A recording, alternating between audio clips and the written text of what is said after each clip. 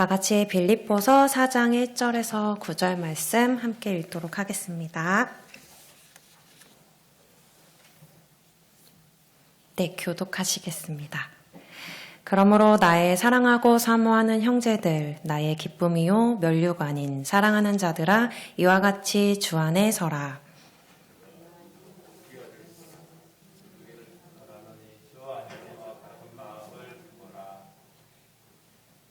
네, 넘겨주세요.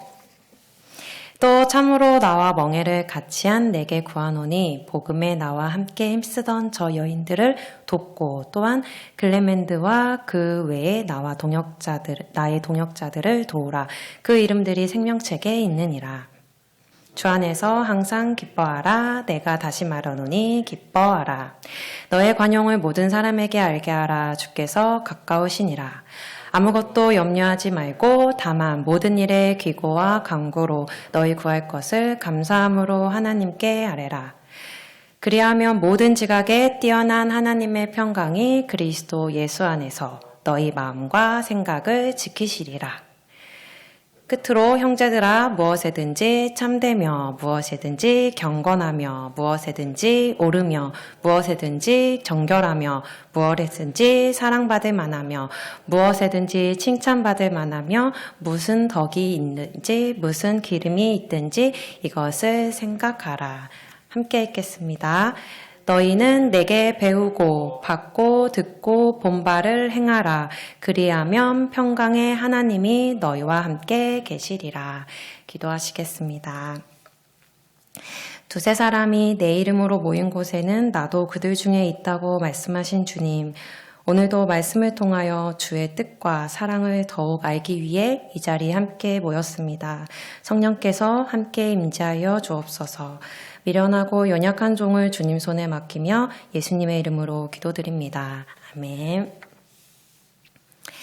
네, 오늘은 빌립보서 말씀을 통해 진정한 기쁨이 무엇인지 알아가는 네 번째 마지막 시간입니다. 빌립보서 4장은 빌립보 교회 성도들을 향한 바울의 마지막 권면과 감사 그리고 마지막 문안 인사가 기록되어 있는 장입니다. 2절에서 9절은 바울의 마지막 권면을 나타내고 있고요. 10절에서 20절은 빌립보 성도들의 사랑의 후원에 대한 감사를 나타내고 있습니다. 그리고 21절에서 23절은 빌립보서의 끝부분으로서 문안 인사와 축도를 그 내용으로 하고 있는데요. 이 중 오늘 본문 말씀 4장 2절에서 9절의 내용은 좀 더 자세히 살펴볼 필요가 있습니다. 이 문단은 언뜻 보면 신앙생활에 관한 바울의 여러 가지 짤막한 권면들이 서로 상관없이 마구마구 제시된 것처럼 보이는데요. 하지만 본 문단의 내용을 전체적으로 멀리서 조망해 보면 바울이 한 가지 중심되는 생각을 전하기 위해 서로 긴밀하게 연결된 각각의 짤막한 권면들을 하고 있다는 것을 알 수 있습니다. 그 중심 생각이라 하면 빌립보 교회 성도들로 하여금 주 안에서 기쁨과 평강을 누리도록 하는 것입니다. 그럼 바울의 권면들이 서로 어떻게 연결되어 있는지 오늘 이 밤 차근차근 하나씩 살펴보도록 하겠습니다. 먼저 2절을 보겠습니다. 다 같이 읽겠습니다. 내가 유오디아를 권하고 순두계를 권하노니 주 안에서 같은 마음을 품으라. 유오디아와 순두계라는 여자가 있었습니다. 이 두 여자는 바울과 함께 복음을 위해 많은 힘을 쓰던 여인들이었는데요. 빌립보 교회에서 적지 않은 역할을 감당하고 있었던 인물들로 보입니다. 그런데 바울은 두 사람에게 지금 화해를 권면하고 있습니다. 이것으로 미뤄보아 이들은 빌립보 교회의 불화의 원인이 된 것으로 알 수 있어요. 인사가 만사다라는 말이 있듯이 이 세상 모든 일은 사람과 사람 사이의 일들로 이루어집니다. 그런데 그만큼 우리 인간관계는 나의 직장에서 또 학교에서 또한 가정에서 심지어 신앙생활에까지 아주 큰 영향력을 끼칠 수 있는 것입니다. 당시 빌립보 교회 역시 예외가 아니었는데요. 유오디아와 순두계 두 여인의 개인적인 불화가 빌립보 교회 전체 불화로 번져서 빌립보 교회의 내적인 문제가 되어버린 것입니다. 지금 우리들도 마찬가지인데요. 보통 신앙생활을 하시다가 중간에 교회를 떠나신 분들의 이야기를 들어보면 보통 사람에게 상처를 받아서 또는 교회의 불화를 보고 실망해서 등 성도들 간의 관계 문제 때문에 관계의 문제를 원인으로 교회를 떠나는 일들이 많이 있다는 것을 우리가 봅니다. 이처럼 인간관계에서의 갈등과 불화는 성도들의 기쁨과 또 평안을 깨트리는 빈번한 원인이 된다는 것을 오늘 말씀을 통해 또한 우리 주변의 일들을 통해 우리가 알 수 있습니다. 그래서 바울은 두 여인에게 주 안에서 같은 마음을 품으라 라는 말로 화해를 권하고 있어요. 여기서 마음을 품으라 라고 번역된 프로네인의 원형 프로네오는 고삐를 매다, 재갈을 먹이다, 생각한다 라는 뜻의 동사 프라오에서 유래된 말입니다. 따라서 그리스도 예수 안에 있는 성도로서 자기 자신의 마음의 고삐를 조염해 스스로 생각하여 조화를 이루라 라는 뜻으로 볼 수 있습니다. 여기서 유오디아를 권하고 순두개를 권하노니 라고 되어 있는데요. 이 권하다는 파라칼레오라고 하는데 권고, 권면, 간청이라는 의미를 가지고 있습니다. 바울은 이 동사를 똑같은 형태로 두 사람에게 똑같이 사용하면서 공정하게 대우하고 있다는 것을 볼 수 있어요. 게다가 3절을 보면 또 참으로 나와 멍에를 같이 한 내게 구하노니 복음에 나와 함께 힘쓰던 저 여인들을 돕고 또한 글레멘드와 그 외에 나의 동역자들을 도우라. 그 이름들이 생명책에 있느니라 라고 말하는데 이 본문을 공동 번역으로 제가 읽으면 나와 한 멍에를 맨 내 진실한 협력자에게 부탁합니다.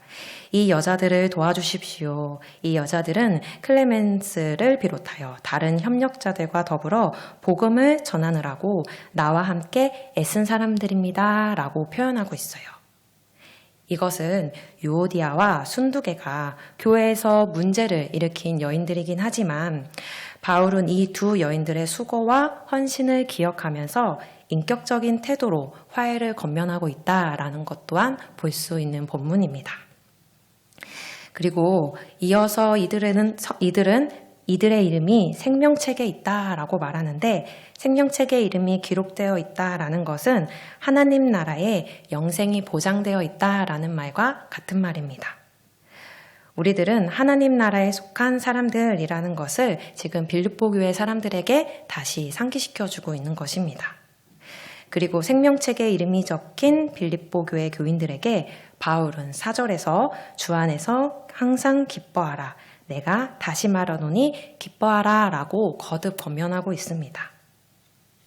기뻐하라는 4번에 걸쳐서 저희가 본 것처럼 빌립보서의 핵심 단어인데요.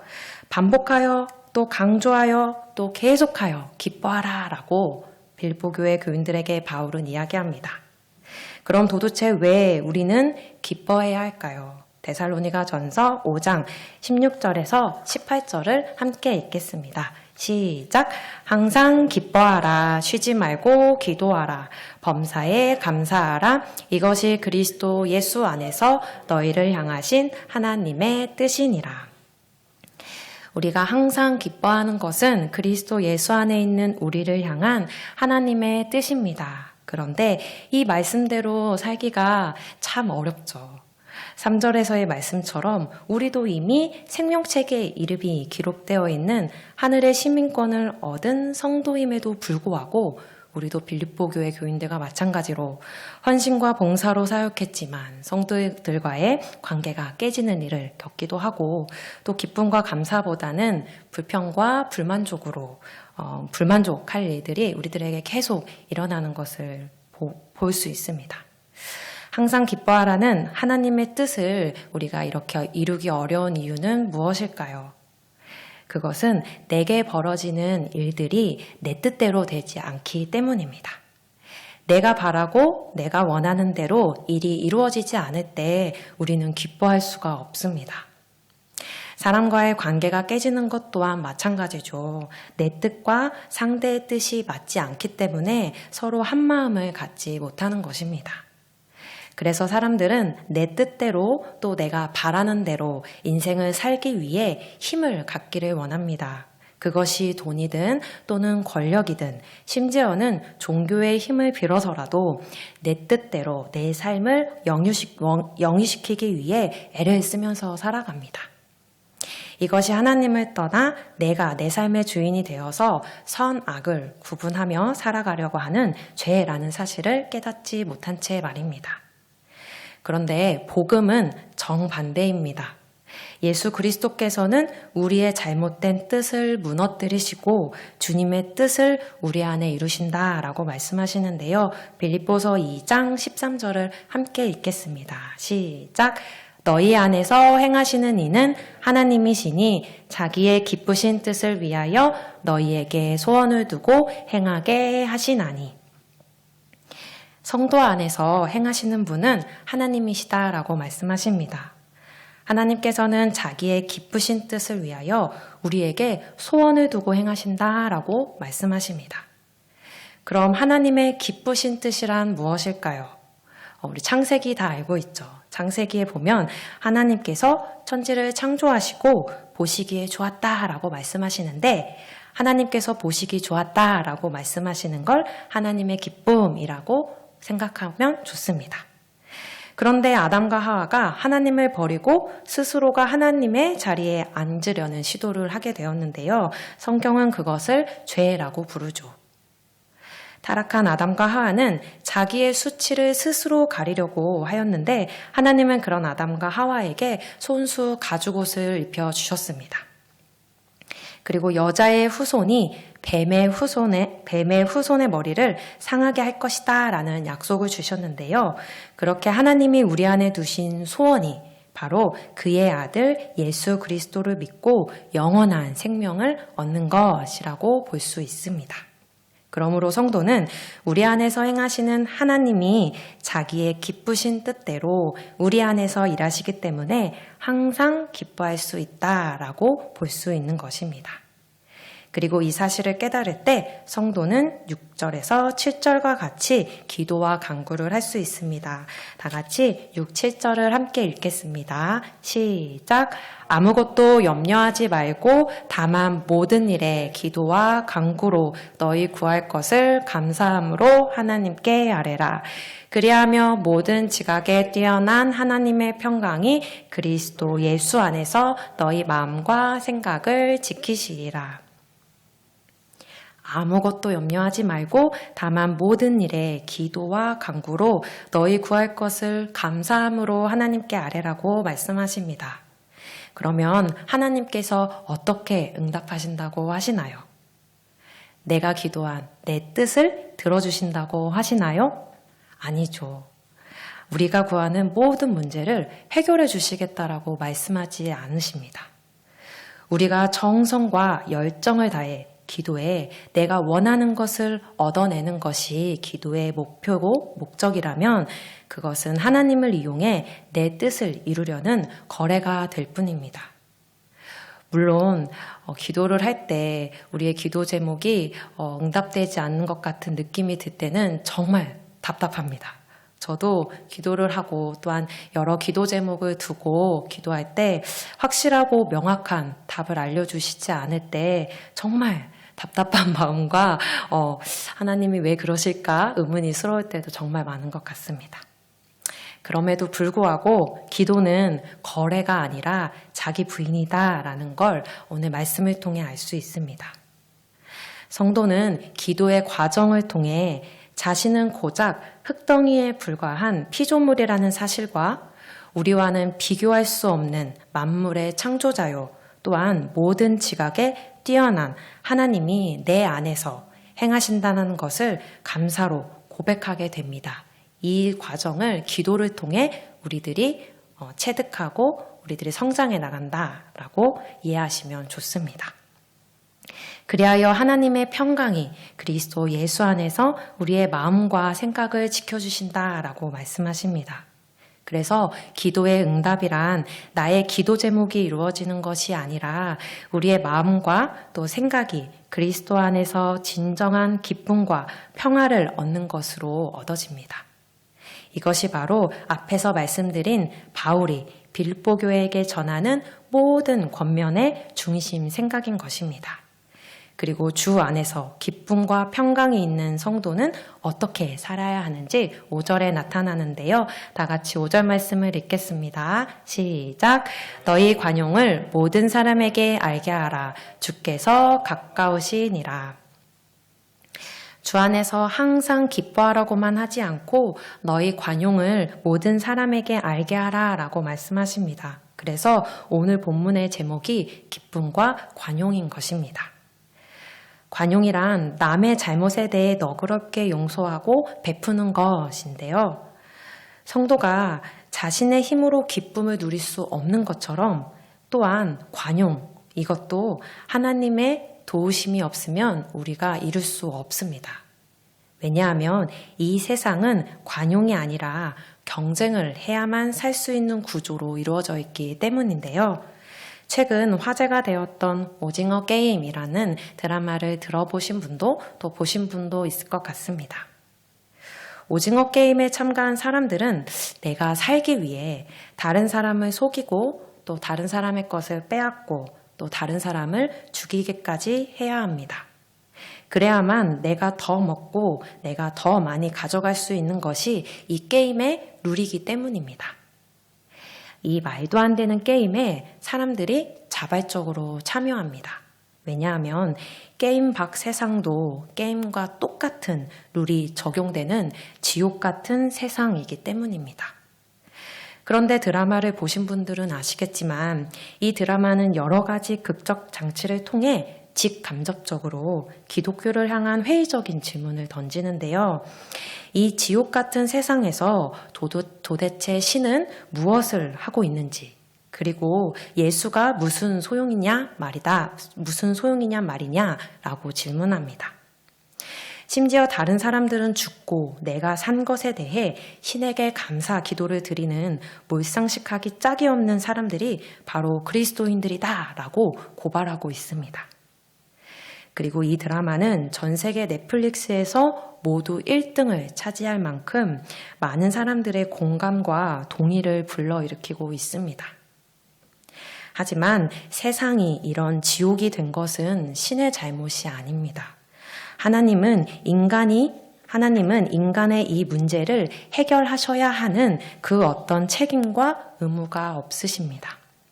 왜냐하면 영원한 생명의 근원인 하나님으로부터 떠나 한정적인 자원을 가지고 내가 살기 위해 다른 사람을 죽이는 이 지옥 같은 세상은 우리 인간 스스로가 만든 것이기 때문입니다.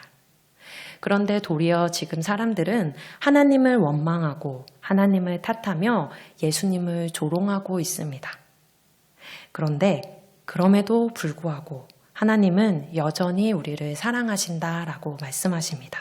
그리고 자신의 독생자 아들을 희생시키면서까지 이 지옥 같은 세상에서 우리를 건져내시겠다라고 자신의 작정을 보여주신 것이 바로 우리가 믿는 복음입니다.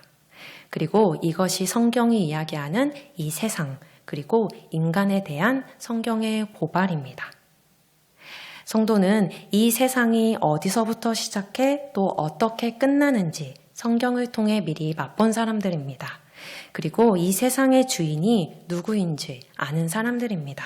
그래서 기도와 간구를 통하여 내 뜻보다 하나님의 뜻을 더욱더 신뢰하게 되는 사람들입니다. 이 모든 것을 알고 믿을 때의 반응으로서 관용이 나타나는데요. 다 같이 8절을 읽겠습니다. 시작. 끝으로 형제들아 무엇이든지 참되며 무엇이든지 경건하며 무엇이든지 옳으며 무엇이든지 정결하며 무엇이든지 사랑받을 만하며 무엇이든지 칭찬받을 만하며 무슨 덕이 있든지 무슨 기림이 있든지 이것들을 생각하라. 8절을 보통 신앙의 미덕이라고 부릅니다. 우리는 이 말씀을 읽을 때 당장 이것을 실천해야지 라는 생각이 먼저 드는데요. 하지만 말씀의 끝절을 보면 이것들을 실천하라 라고 이야기하지 않고 이것들을 생각하라 라고 이야기합니다.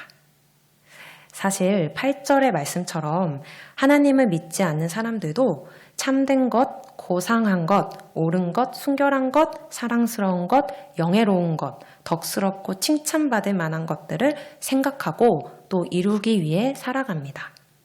그들도 그들 나름대로의 진리와 선함과 아름다움의 기준이 있는 것입니다. 우리 교회도 마찬가지입니다. 교회 안에서도 8절을 읽을 때 이 8절에 나타난 미덕을 실천하기 위한 생각이 모두 다 다를 것입니다. 고상하고 참되고 옳고 순결하고 사랑스럽고 영예롭고 덕스럽고 칭찬받을 만한 것이 이 세상에서 그리스도인들은 어떻게 이루어야 하는가에 대해서 우리는 생각 먼저 해보아야 합니다. 무엇을 기준으로 이것들을 참되다라고 이야기하고 고상하다라고 얘기하고 순결하고 사랑스럽고 영예롭다라고 얘기하고 덕스럽고 칭찬받아 마땅하다라고 이야기할 수 있는 기준이 필요한 것입니다. 우리 이 기준을 알기 위해 고린도후서 10장 4절에서 6절을 함께 읽겠습니다. 시작! 우리의 싸우는 무기는 육신에 속한 것이 아니요 오직 어떤 견고한 진도 무너뜨리는 하나님의 능력이라. 모든 이론을 무너뜨리며 하나님을 아는 것을 대적하여 높아진 것을 다 무너뜨리고 모든 생각을 사로잡아 그리스도에게 복종하게 하니 너희의 복종이 온전하게 될 때에 모든 복종하지 않는 것을 벌하려고 준비하는 중에 있노라. 그 기준, 우리가 영예롭다, 칭찬받아 마땅하다, 선하다, 착하다, 사랑스럽다, 이 모든 것을 인정할 만한 기준은 바로 그리스도입니다. 오직 그리스도, 그의 십자가의 도만이 이 세상의 모든 이론을 무너뜨릴 수 있는 하나님의 유일한 능력입니다. 위에 이 목록들, 8절에 나타난 이 목록들은 모두 그리스도에 관한 것입니다. 그리스도 예수 십자가의 도만이 우리가 믿고 따라가야 할 유일한 진리, 유일한 기준이 되는 것입니다. 복음은 세상의 진선미 그리고 정의 또한 모두 무너뜨립니다. 심지어 우리가 하나님을 위한 일이라고 말하며 그리스도가 아닌 자신의 뜻을 담아 했던 모든 선행, 모든 행위까지도 무너뜨리십니다. 이처럼 복음은 우리가 가지고 있던 모든 기준과 생각을 부인하게 하는 자기 부인을 일으킵니다. 그리고 모든 생각이 사로잡혀 그리스도에게 복종하도록 만들어버립니다. 9절입니다. 너희는 내게 배우고 받고 듣고 본바를 행하라. 그리하면 평강의 하나님이 너희와 함께 계시리라.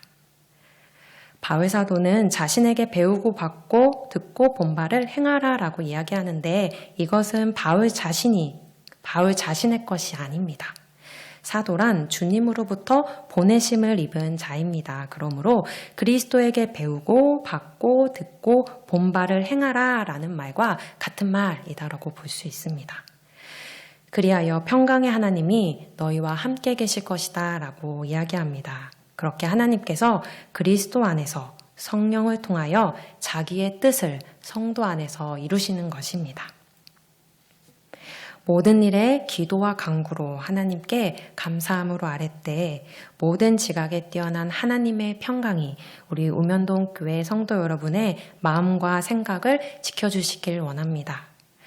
또한 먹든지 마시든지 무엇을 하든지 참된 것인지 경건한 것인지 옳은 것인지 경건한 것인지 사랑받을 만한 것인지 칭찬받을 만한 것인지 무슨 덕이나 기림이 있든지 모든 일에 예수 그리스도를 깊이 생각하시길 바랍니다.